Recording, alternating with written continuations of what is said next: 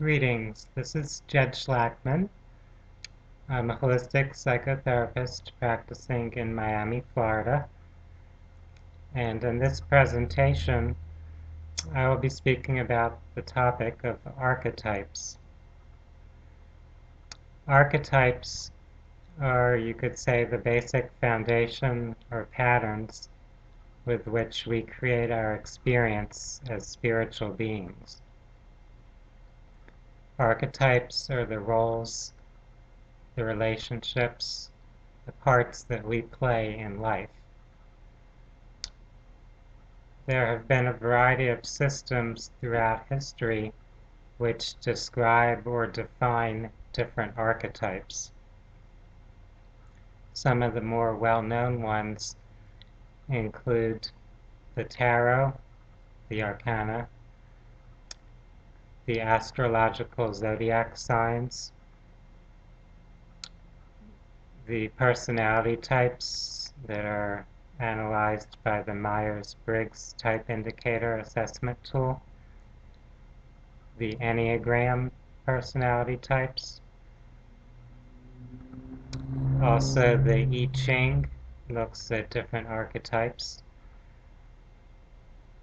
And if we were to look in different cultures, we might find different systems, different types of astrological signs, different types of symbolism that are used to represent the roles that we play and experience as human beings.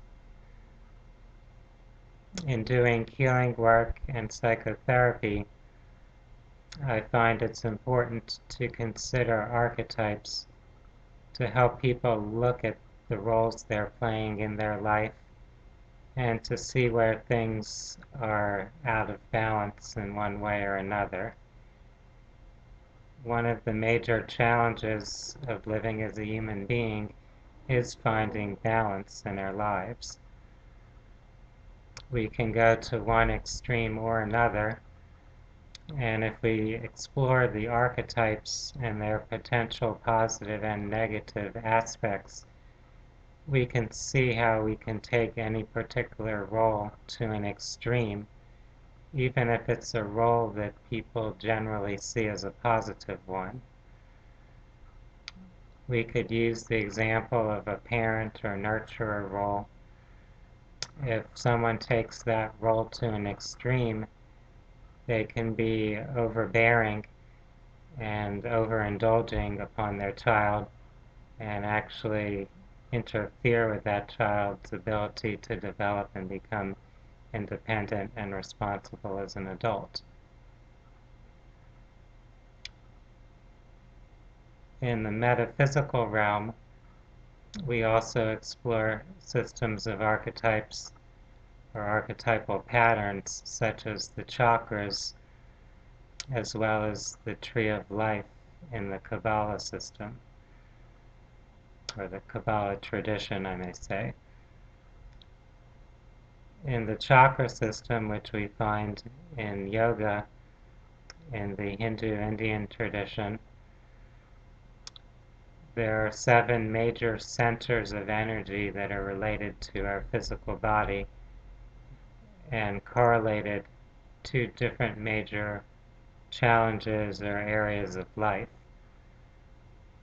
Those include the root chakra that relates to the earth, to grounding, to our basic physical survival.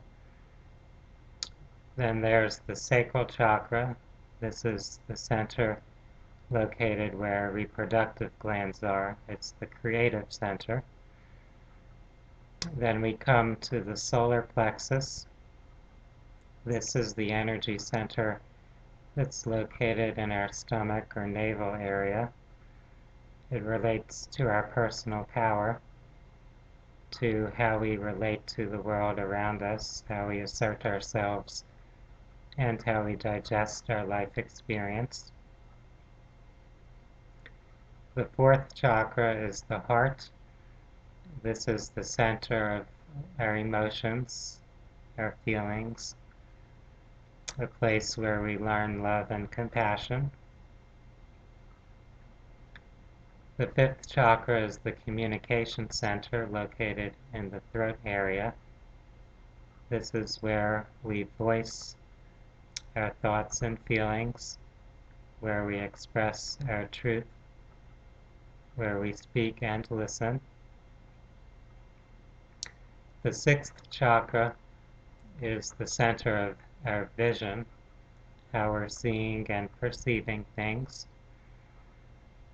And the seventh chakra is the crown area, and this relates to our connection with divinity, our channel up to a higher power, to God, to the Creator, the Source. So in our life, we want to develop all of those centers. In doing so, we become a more whole and more complete being. At different times in our life, we may be focusing on one of those areas more than the others. And from the perspective that I've gained via doing a lot of work with past life regression therapy, with spiritual regression, helping people receive guidance from their soul, from their higher self, it becomes apparent that we are choosing certain basic challenges or lessons in life prior to our incarnating. So there is typically a basic pattern or template that we're choosing for that particular lifetime. Certain areas, certain archetypes, you could say, that we're planning to experience and explore. We can't do it all in one lifetime. So the soul is going through hundreds, perhaps many thousands of lifetimes to gain the experience, the wisdom, and mastery that it is seeking. With that understanding, we can have some compassion on ourselves, realizing that we don't have to do it all, we don't have to master everything all at once.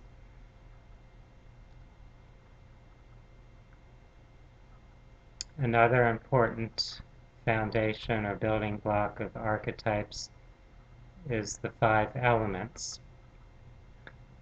The elements are well known in systems of alchemy or transformation because the elements need to be balanced, we could say. We need to incorporate all of them and not focus exclusively on one or another because they are all important in creating a healthy, harmonious life experience.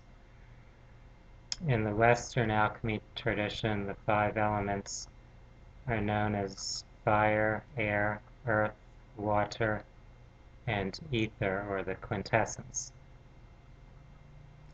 There is a similar system in the Chinese medicine and Taoist traditions, and in shamanic traditions, there are also elemental properties that are examined. In the Native American tradition, there are the 4 directions, which can be looked at as alchemical elements. So, if we bring this into the psychological sphere, we can relate it to the work of Carl Jung, the famous psychoanalyst or psychotherapist, who explored many different traditional systems of healing, and he looked at things like astrology, alchemy, tarot, all those different ways of examining our human experience and finding balance and wholeness in life. Jung was very keen on the idea of archetypes, and not just looking at the light side or the positive side, but also integrating the shadow. So the shadow is what we could consider the unconscious or subconscious, the things that we tend to hide from ourselves, and which we also often hide or deny from others. So it's what we don't really want to see, even though it's there having a significant or powerful influence upon our lives. When considering different archetypes, we look at both the positive side and the negative or shadow side. Another popular author who has explored archetypes to a great extent is Carolyn Mace. And she has actually helped develop a set of cards which could be used for inner exploration or divination, things of that nature, which are the archetype cards. And I'm going to show you that set of cards here. So this is the archetype card set. And the archetypes, according to the description on this set, are ancient universal patterns of behavior that are embedded in what Jung called the collective unconscious. So in Mace's set, she has 74 different unique archetypes that we can examine as we explore the roles we're playing in our lives. Every human being from one time to another is experiencing multiple archetypal patterns. So none of us are playing just one single role in life. We have multiple facets to our existence. The archetypes give us some insight into those roles we're playing and how we're relating to life, to other people. So it gives us an idea about our interpersonal dynamics. It also helps us see our priorities, our values, our beliefs. So it's something very valuable to explore.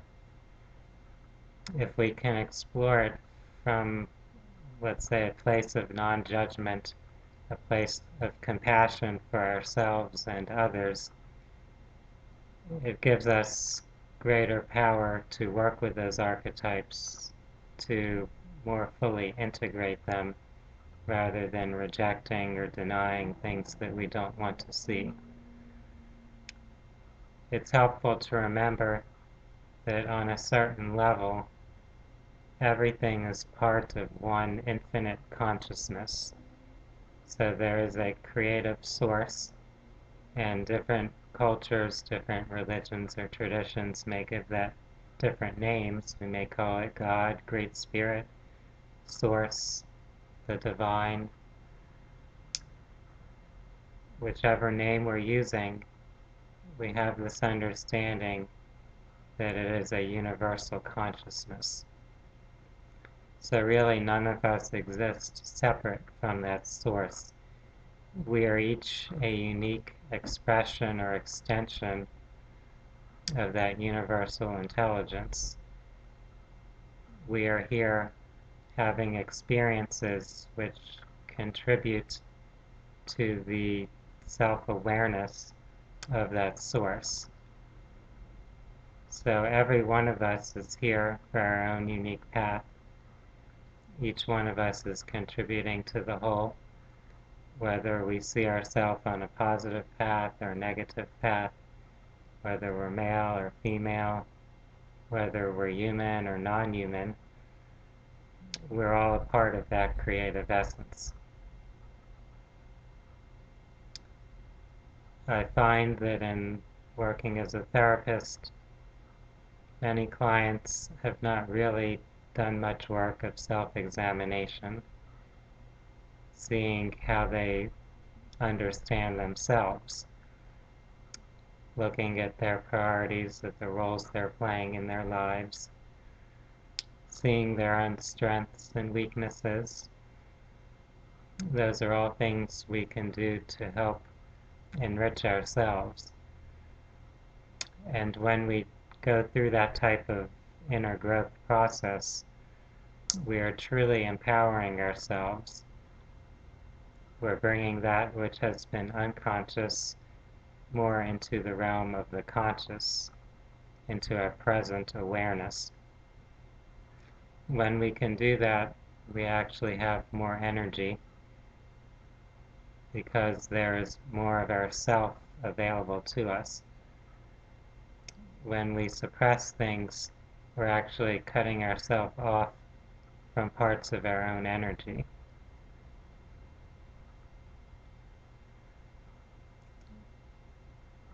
At this time, I would like to summarize a little bit about what we've been discussing. So, archetypes are really the universal patterns, the basic foundations of our life experience. Archetypes can include polarities such as the male and female aspect, the positive and negative. They include the elements such as air, water, fire, earth. And they incorporate the many different roles that exist in the human experience. It could be a teacher, a student, a hero, a villain. It could be many different types of positions or occupations. Everyone in human society is contributing something significant to that society, to the opportunities that we have to gain experience.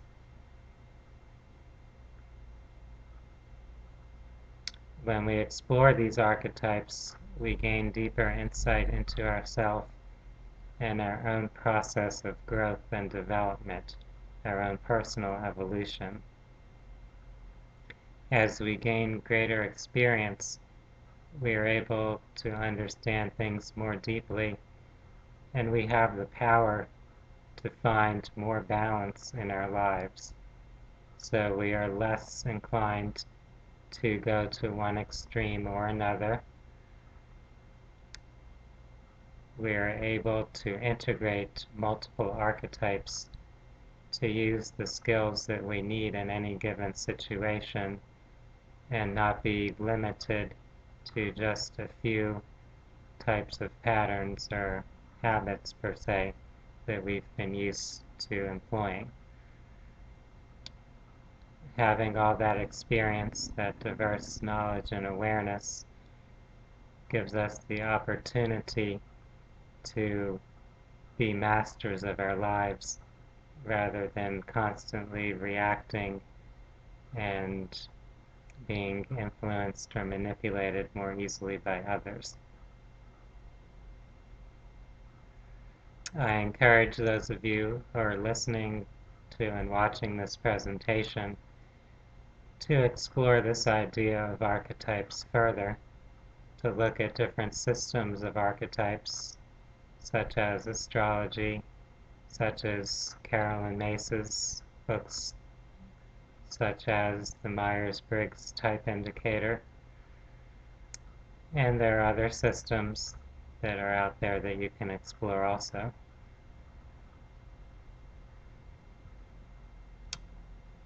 In the process of working through different emotional wounds or traumas, it's important to see the archetypal characters that we've created within ourselves.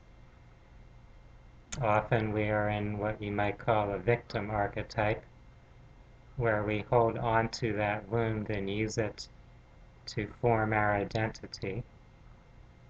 And then based on that identity, we might relate to life in a particular way. So if you feel that you've been victimized, you might use that identity to overreact to people. So you may expect people to victimize you again, and you're constantly on the lookout, being vigilant for any potential sign that someone will hurt you. You're so vigilant that you're unwittingly pushing people in the direction of, let's say, hurting you or betraying you of failing or disappointing you. So it becomes kind of a self-fulfilling prophecy. It's, in a sense, the idea of the law of attraction, where the things that we have in our vibration and the things that we believe to be true, we unconsciously bring into our experience, thereby reinforcing our existing beliefs or mindset. Another way that people who feel like a victim or people who feel deeply wounded may process that is to isolate themselves. So if you cut yourself off from any potential challenge or stressful experience, then you may feel that you're going to be safe, you're going to be protected, you won't get hurt again. Yet, from the point of view of the soul, we're doing the opposite of what we really need to do to be safe and empowered. So the more we withdraw, the more we isolate ourselves, the less power we have, the less confidence we have in handling whatever may come up in our lives. So we're, in a way, stunting our growth if we follow that path.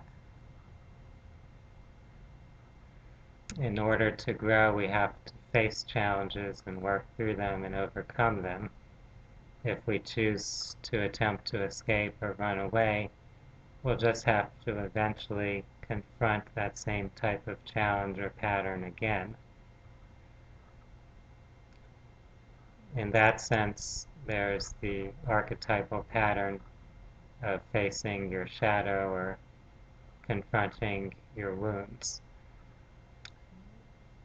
When we come into the human experience, it's inevitable that we're all going to experience some forms of hurt or trauma, tragedies and disappointments, and all those things that we might label as negative.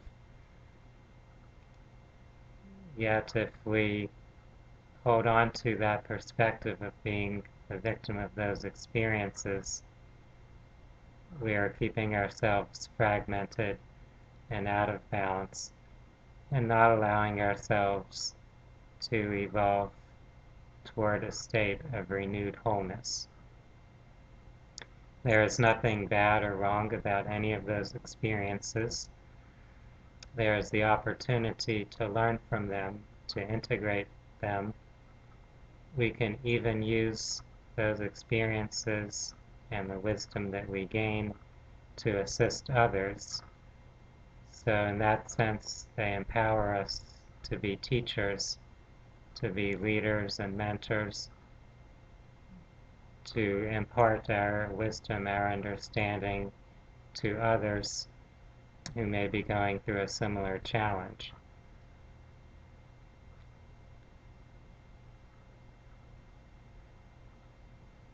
At this time, I would like to thank you. I appreciate those of you that are taking the time to go on your own journey of self-exploration,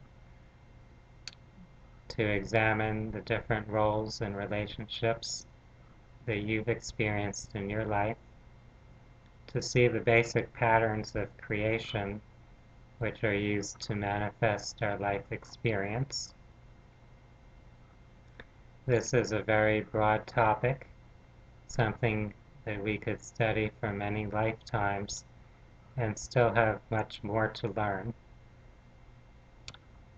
For those that wish to learn more about my services, my work as a psychotherapist, as a hypnotherapist, as an energy healer, you may visit my website at www.phinsights.com.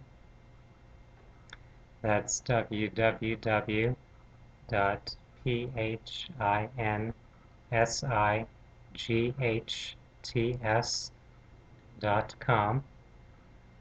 And you can also find me on Facebook, on Twitter, LinkedIn, all those wonderful social media and online networking sites. Thank you. Namaste.